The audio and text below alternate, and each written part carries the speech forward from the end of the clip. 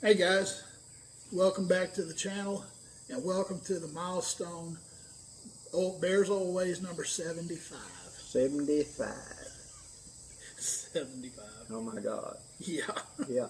You thought we would never make 10. And here we are at 75. I think we should go to 100 at least. Oh yeah. Well, how many followers you got now? A little over 2,000. Awesome. You know, that's actually really good. It really is. And in YouTube, right now, everything's kind of set up for the smaller in many ways. I'm right on the cusp of breaking 100,000. But what YouTube does is there's a break point down there somewhere like less than 10,000 where each one of you, they will send, when Bear posts this video, they'll send you notification that video's up because it's less than 10,000. Right. Me being 100,000, they're going to send a video to 10%. So only 10,000 will get my video initially. Based on their response, how long they watch, if they hit like, if they comment, then they'll send it to 50% of your followers. Based on that, of how well they respond, they comment, etc. Then they'll send it to my full 100,000. See, so Bear being on the lower end, he can get a bigger share than I do. You know, an actual view times, because you've had 2,000 and 3,000 watch your video before. The biggest video that I've got, excuse me, is the first Kaufman's video that we did, and that's over 30,000. That is really, really good. And see, the smaller channels, people ask us a lot of times, they are interested in, can you get in or whatever? Yes. But you got to understand that right now is the time to do it because smaller channels have the biases, the algorithms and stuff like that. Think of it kind of like the casino in Vegas. The odds are always in the casino's favor. And so when YouTube was growing, they wanted us to get bigger and bigger channels. And so big channels like Dave Canterbury, Sean Kelly, who had 1 million followers, all these other big channels, now that they flipped the script and they're really trying to promote the little channels, like I said, they're only sending to, if I produce a good video, it goes only to 10,000 of my 100,000 followers. The rest is them coming and looking, or just by luck, it going viral and kicking up the line. Bear, all of his followers are going to get the video. And so it's really in the favor of the smaller channels right now to get going. But that was just the sideline I want to talk about. All right. What we decided to talk about, we got 2 topics to talk about today. One is we just found out here a few days ago that 2 people had died in Florida from flesh-eating bacteria. And we recently heard about a couple other people that have got amoebas into them. Yeah. Now, when the whites first got over here and talked to the native peoples, and I remember reading a report from a priest that was coming over with the conquistadors and stuff, and he talked about how the natives talked about in the height of summer that they would be demon possession and people would die around water and stuff like that. They would have these huge sores and lesions on them. And the priest had no idea what they're talking about because he's from Europe. He's trying to relate to what they're talking about to European problems. So he thought it was some sort of waterborne plague or something like that. And then firsthand he had experienced seeing people that had this derangement and they became just unable to control themselves or whatever. And he thought it was demon possession. Later on in history, there would be a generic catch term that was used for down here for these strange things going on in the South that was called Southern fever. And that could be a malaria-like disease, or it could be big old boils, or it could be fevers, or people became addled and, eventually, went insane or died because of it. And they didn't know what was causing it. In modern times, I'm pretty sure nobody's put a finger on this yet, but I'm betting it's in the height of summers that are really hot. We get this flesh-eating bacteria down here, that it's got to be really hot water for it to do it. at the same time amoebas that you go swimming, and it isn't a guarantee. You're kind of, really, it's one of the things that the odds are very low, but they're not zero. And so they will get an amoeba because they get in the water, they'll wash their face, or they'll get in the water playing around, and it will get into your eyes, or it get into your ears, or it gets into your nose, and then it goes into your brain.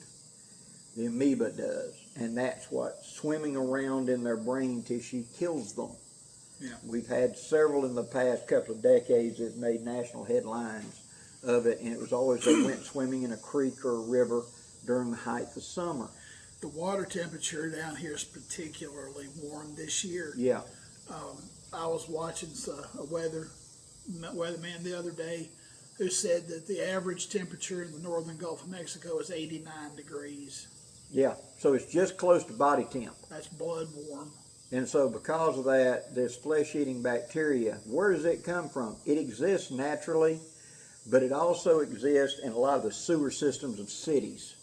Yeah, that's where we get our red tide. Yeah. There's along the coast, there's this phenomenon called the red tide. As far as I know, red tide's always been there. It's always been there. But it's a pocket of contaminated water. This algae, this Yeah. red algae, which is a toxic algae, Yeah. really thrives on. And down here, we've started saying for the last several years that you can watch Texas, and if Texas gets to flooding, you watch all the beaches shut down along the Gulf Coast because of the sewage systems that are coming out of those cities like Houston and stuff like that. That they don't have a real big ground field like we do to process the sewage, and when you get flooded, it flushes all that stuff, that bloom of that raw sewage, which has got a lot of this flesh-eating bacteria. It's how they break down the city sewage, gets out in the Gulf, and you think the salt water would kill it, but it doesn't. And so it kind of floats along the Gulf. The current keeps it up along the shore. You got to remember that the Gulf Stream flows from west to east. Yeah, flowing not that far offshore. It's just following the Gulf Stream. And so it flows along, so you'll say, okay, you'll have beaches in Louisiana will suddenly get this bacteria. You can't get seafood from them because it's got this bacteria. Then it'll be along Mississippi's coast. Then it's along the edge of Alabama. Then it's going Pensacola, Fort Walton Beach, all like that. It isn't widely made, publicized because of tourism. They don't want to talk about it. You know what I mean? If you see that red flag on a beautiful sunlit day, pay attention. Pay attention. Don't get in that water. There's a reason. Yeah. And if a beach has been closed down for that, don't walk barefooted. They had that case, 2-3 years ago now, that church group came down from Tennessee, and they went to the beach, and they had decided for a group picture. They took the youngest and buried him up to his neck in the sand, and then everybody kneeled around him and took the group picture. And then they dug him up. He was only in the sand 10 or 15 minutes, and he got all kinds of problems being buried in the sand. Yeah, we get a lot of tourists down here who say, well, I flew in from way up north, or I drove down from way out west, blah, blah, blah. I'm going in the water. I don't care what the flag says. Go right ahead, Sparky. Go right ahead. We'll mail you home in a Ziploc bag. Yeah. There's, I think it's the purple flag. Mm-hmm. If you see the purple flag, there's usually a shark in the area. There are sharks in the area, but also if they say don't go in the water or else, do not go in the water, because that's the quickest ticket to 3 hots and a cot in the Bay County Jail. Because they're going to arrest you. They're going to arrest you on the scene. If sharks or something come in for whatever, or they've had an active shark attack in the area, and you see that purple flag, and they're telling you, don't go in that water, they're trying to protect their tourism interests. They don't want you chewed up and on the news talking about how you got bit by a shark. The beach is closed. The beach is closed. Period. And so don't go out there, because they will arrest you in a heartbeat. Yeah. Because they're trying to prevent you being on TV talking about getting shark bit. Yeah, they will go, don't go past the high water line. Yeah. It's that simple. Stay right there. But as far as the other thing about amoeba, I don't know the exact name of it, but there's a type of amoeba that live down here, and it's in the heat of the summer. We don't ever hear about this in the winter. No. But it enters through your eyes, it'll enter through your ears and your nose. So putting your head completely underwater. Now again, it's a lottery like getting struck by lightning. The odds of you getting any of this stuff is low, but it's not zero. Right. It's like rabies. Yeah. Up here, we don't get. Now, let me qualify this. There have been cases of flesh-eating parasites, flesh-eating bacteria in inland waterways. Mm-hmm. Okay, this is not a phenomenon that's exclusive to the coast. Right. It happens in the swamps and any kind of water. It happens in any. It can happen in any inland waterway. It can happen along the coast, in the bays. Like he said, the odds are low, but they are not zero. So cuts on your hand, don't get them in the water. Yeah. You know, because that's how this bacteria gets into your bloodstream or gets into your tissue. The bacteria needs way. If you don't have any blemishes on your hand, you can stick your hand in the water, no problem. But even a mosquito bite or something, any access, because that's what it does, it gets in. And the blood fever, swamp fever, whatever you want, southern fever. And it's a bacterial infection that gets in there, and we don't have good antibiotics that can really get ahead of flesh-eating bacteria. You know, it's really a hope and pray type thing that you just somehow come through it. And it don't do the search looking for pictures. Let me here to tell you, it is not pretty. I got a case on me, and I took pictures of it, went for medical attention. I was just really, really lucky on my left leg. I had big old huge lesions on my leg. And I was just really, really lucky that we caught it early enough. They used aggressive enough stuff, and I was able to treat it enough to get rid of it. Mine was kind of shallow. It was on the surface. Yeah, he treated his at home initially, and it bought him enough time to get to the hospital and get proper treatment. But he was down for about 3 weeks. Yeah. I mean, I couldn't be at work. I couldn't nothing. Yeah. When I went into work. And I was the third person that worked in that store that had flesh-eating bacteria on it. Wow. And it's not part of our job, and it doesn't seem to be related, but it was like 400 people working in that store. But they had a mechanic out in the TLE. He got it on his belly, and he later said that they had waded into the creek and had just sat down in the creek to cool off on a outdoor picnic type deal. And he probably had a scratch, and that's how it got into him. I had it on my left leg, and more than likely I had scratched my leg, and that's what gave it opportunity to get in there. We grew up on the seafood rule of do not eat oysters, or I think pretty much all shellfish, June, July, and August. Yeah. If it doesn't have an R, don't eat it. And which is kind of about this red tide thing. Being the fact that we're having a red tide and stuff, and we're having all these beaches closing, I won't be eating any of the Gulf Coast seafood this fall. I'll wait till next year. And if they don't flood out in Texas and they don't have that bloom, I'm not going to. It ain't worth the risk. Yeah, fortunately, we have other sources now that we didn't have growing up. No. Our only source was the oyster beds off of Pensacola and Port St. Joe. And Apalachicola. That was all we had. All right, brother, what's your topic for today? Well, I wanted to get your opinion on our potential 51st, 2nd, 3rd, and 4th states. Oh, you mean Canada? Yeah, Manitoba, Saskatchewan, Alberta, and British Columbia. I'm all for it. Well, historically, the United States has acquired other territories and places in the past. We've either bought them or they've joined us. You know, like we got Puerto Rico, we got Hawaii, we got Alaska, we got most of the West Coast. You know, Louisiana Purchase. So historically, there is a precedent for that of us expanding our borders and becoming part of it. I believe they call that manifest destiny. Yeah, well, that could be good and bad, too. It also meant the destruction of native ancestors, too. That's true. But at the same time, when we look at that part of Canada, that's their oil producer. That's their big money producer. And I would like to see it, yeah. Strictly personal, because it means I could drive to Alaska. Yeah. I could drive up to Canada and go hunting. Yeah, we were talking about all that before we started the video.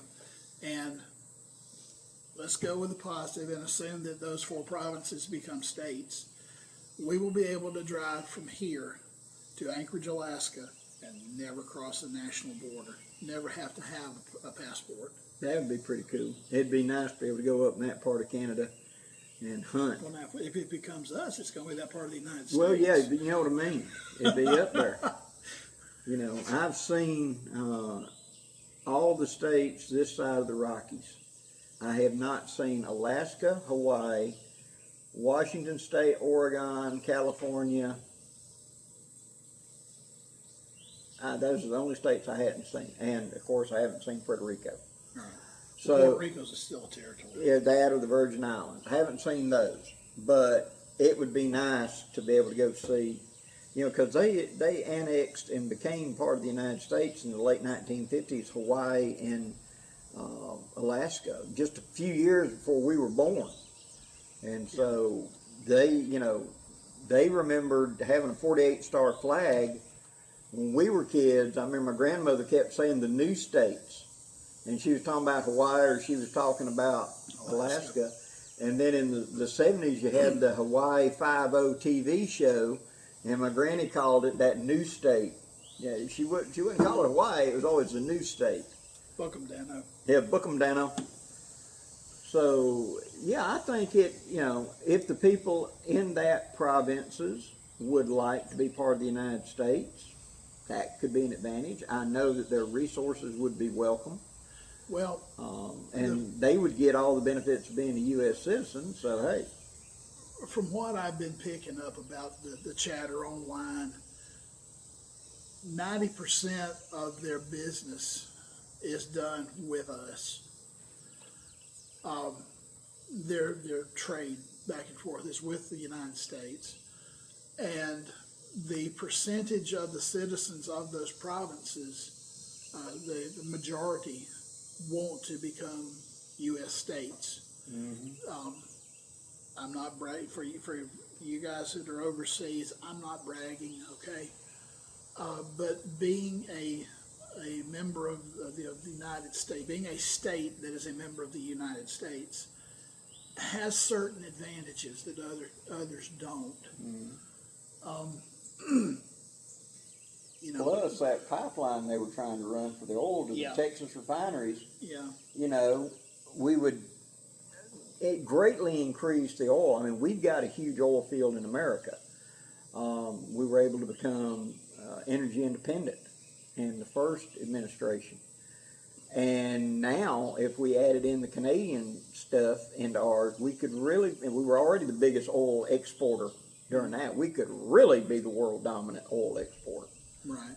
So that would be a big financial boom for us, because the population isn't very big up in them provinces, and having new territory for American citizens to expand into, as well as what had been Canadian citizens to expand down into us. Right. That could be, we remember the history talking about the land things in Oklahoma and everything else. Suddenly all this land would be available.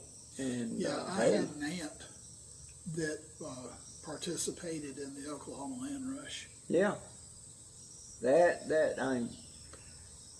Having that land and then being able to, I'm sure cities would pop up because they would greatly increase their population just for the oil fields and everything else, because you'd have American oil riggers and everything else that could get jobs up there. Well, before Keystone closed, mm-hmm. North Dakota, I forget what the name of the town is that's right on the Canadian border, mm-hmm. where the Keystone Pipeline made entry into the United States.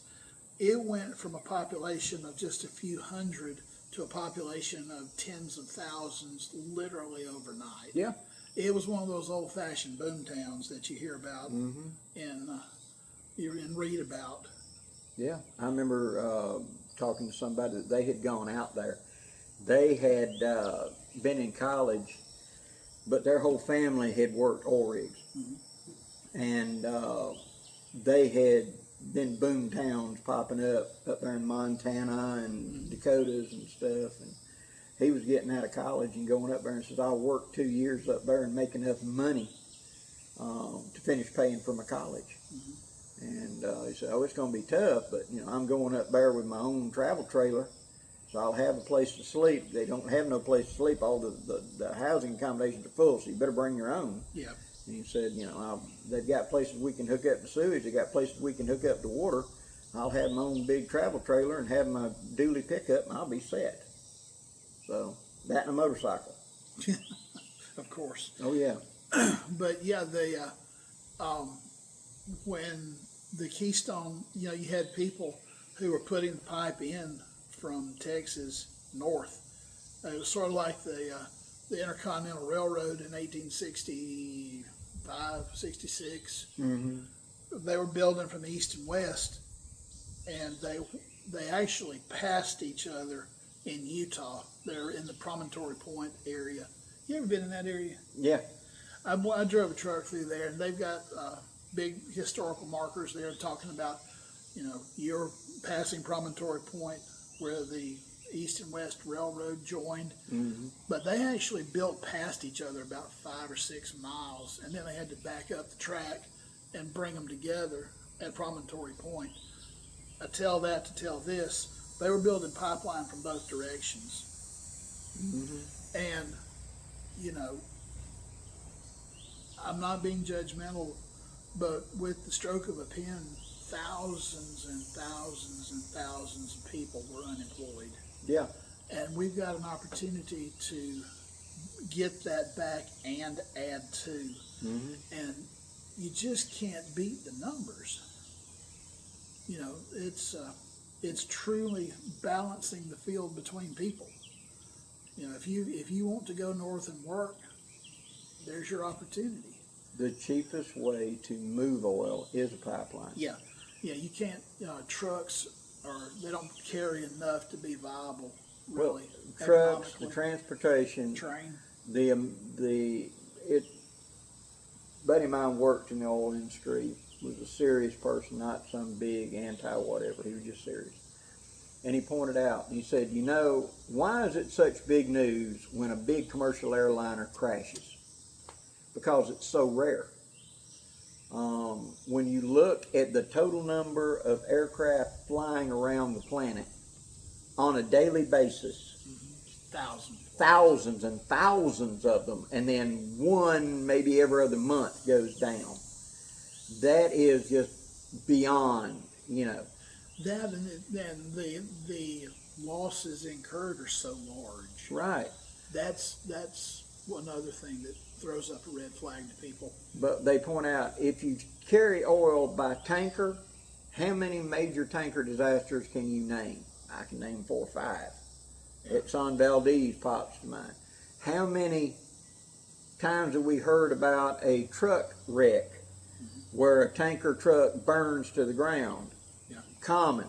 You know, I both drive a truck. We've seen it, heard it many, many times. It tears the truck up and somebody hits it with a spark. Boom. And big fireball. On the other side of that, a real leak. Not a little seep somewhere they got to come and find, but a real leak on a major pipeline is like that commercial aircraft going down. And with today's monitoring the entire length of that pipeline, it is a far less chance of environmental disaster than it is transporting it by oil tanker or by truck or by train. All 3 of those have a greater chance of it and a bigger impact. And so from the green side over there saying, oh, it's going to destroy the environment, oil tankers, trucks, and trains destroy 10 times more environment than pipeline leaks do, simply because of their sheer number. The most dangerous thing you do in any given day is get in a car. Yeah. So that's my 2 cents. Anyway, back to the Canadian provinces. We both have a handful of subscribers in Canada. You guys, y'all would be welcome to the family. Oh yeah. You're already parts of our channel families, but you would be welcome to the American family as well. And well, any change, I don't care what it is. Get your church group together and say, which do we want, chocolate or vanilla cake? There's always going to be controversy. Any change, oh yeah, you're going to have controversy. Those that are pro and those that are against. I don't care what the topic is. And so there are going to be those that absolutely do not want this to happen, and they have a vested interest in that. And there's ones that absolutely want this to happen, and they have a vested interest in that. And both are valid interests. Both are valid. Both are valid. They, I mean, you just got to go forward. We can't remain stagnant in anything. You've got to innovate. You've got to develop. You've got to make better. And those that are anti-fossil fuels, okay, we need to invent something better, because, and we're not going to get off into that green field right there, but that'll be OldWayz 76. oh my God, the bottom line is we need to come up with a different source and find it has to be viable, cheap enough, work reliably enough, and everything, before we run out of these fuels. Well, a lot of our brothers and sisters in this world are talking about the complete abdication from petroleum products, but you can't do that. Even the Amish got to have grease to grease the axles. The band on my watch is petroleum products. Yeah. His Grail is petroleum products. Medicines, it's in everything. The camera that I'm filming this on now is about 90% petroleum products. Yeah. The tires on your vehicle, a lot of the clothes we wear are petroleum products. You just got to we just can't come get up away with from something it. else. And that's fine. We did it. They threw away gasoline for 15 years at refineries. I mean, literally poured it on the ground because it was unstable and nobody could come up with a use for it. And then somebody figured out a way how to make the internal combustion engine work. They took the idea of a steam engine and converted it over and made an internal combustion engine using that explosive fuel that nobody wanted to mix with because it was so unstable. Yeah. And that's where we got gasoline from. Now today we think, God, you poured it out, you threw it away. Nobody come up with a use for it. Well, that's like diesel. Yeah. The German engineered diesel, Mr. Diesel, Herr Diesel. They said he used a compression sparker that we use for fire lighting. Yeah. And it gave him the idea. You have a heating coil in your cylinder, and it's just compressed fuel and air. It's compressed fuel and air, just like with a regular gasoline engine, but the fuel is heavier. They're going to come up with something eventually. I'm sure they will. We'll figure it out.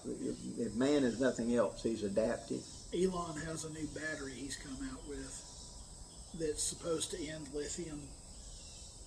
How many times in our life have we heard they have created this new and we'll never need this again? Yeah. There was a couple of very intelligent guys out of, not us, but I want to say it was Norway, that they were looking at spent nuclear fuel rods. And when they pull them out of a reactor, they're still usable. They're just not, for lack of a better term, hot enough. They're not generating enough heat for use in the reactor. And so what they did was, because it still generates power, so to speak, what they decided to do was they encased a sliver of that rod in man-made diamond. Now imagine something the size of a coin. And it produces, through a process, you can produce power this way, okay? It's now a battery. Now, encased in diamond, there is no radiation. The infomercial thing I saw, and the guy said, you can put it in your mouth and hold it. If you kept it in your mouth for 6 months, it'd be like an X-ray. That's what they said about radium in the 20s, right. too. I'm the same way about it. But the point was, what they're looking at is this, and then capacitors and stuff like that. They put it into a cell phone, and suddenly you got a cell phone that never has to be charged. It has this quote battery is good for 50 years. That I can deal with that. the military is testing equipment right now that will never have to change a battery. Communications gear, stuff like that. Your cell phone, imagine your cell phone, and it never needs to be recharged. It will have power for 50 years. You know, pacemakers you could put in. It's still early part of this technology, but just like those guys that were crazy, you're going to try to make an engine run on that explosive fuel that we throw away. You're crazy. That stuff is too That'll dangerous. never happen. It'll burn you alive. It just explodes. If God had intended man to fly, he'd have given him wings. He'd given him wings, but they're working out the details. And so we grew up, and so did you, with the idea of having to charge something or put batteries in it. Our day, it was you put batteries in. This newfangled idea of just plugging your phone into a cord and magically it's recharged, that's kind of new to us. Your great grandkids may laugh at you going, oh, you had that when you used to have to charge stuff. Imagine a car that has a power source in it that never ever has to have fuel. It's self-fueling. Could such a thing happen? Possibly. Who knows? You know, Why not? Why not? You know, when Star Trek came out in the 60s and they were whipping out a flip phone, they said, oh, that'll never happen. You're always going to have a cord taking you to the wall to have a phone. Right. You know, now we've got clear aluminum, transparent aluminum. They came up with transparent aluminum the other day. Building off of that, you can access almost 100% of the information, well, almost 100% of the recorded information that's ever been recorded in this world on your cell phone. Yeah. You have access to more knowledge than anybody in history. Yes. Right now. They pointed out that Louis the 15th or whatever of France, to prevent being poisoned, his chefs had to prepare like 10 or 15 meals every night. And he, like a buffet, he'd come in and pick what he wanted. That way he didn't know what to poison. And the cooks and the staff would eat the rest of it. Today, you can walk into any grocery store and you have access to more food than any king in history ever had. Yeah. You know, just pick it up, take it home, and warm it up. So, or walk into a restaurant and get all you want. Times change, improvements happen. Nothing is impossible given enough time and resources. Yeah. God knows what they'll come up with next. When my grandkids first came to live with me, they would not eat anything that didn't come out of a little brown box, a little brown paper box. Yeah. And now they will. And they will, we do occasionally splurge and go get that little brown paper box. Yeah. But not as often as they were used to. But, well, you about done, brother? Yeah, it's getting hot. Yeah. It's 10:30 and it's about almost 90 degrees. I got sweat just a rolling. Yeah, we need to get him into the cool. Anyway, guys. Melting. Yeah. Anyway, guys, thank you for joining us for OldWayz number 75. It's an important milestone for us, and we hope it is for you too. And we would want you to go down to the bottom of the screen, tap the like, hit that bell icon, and subscribe to Bear's OldWayz. And like I always like to say, go over to Blackie Thomas, and if you're not familiar with him, hit your subscription, that little bell icon, hit the likes. He's got a plethora of good information. All you got to do is just go in there and get it. Again, thank you for joining us, and we'll see you down the road. Safe journey.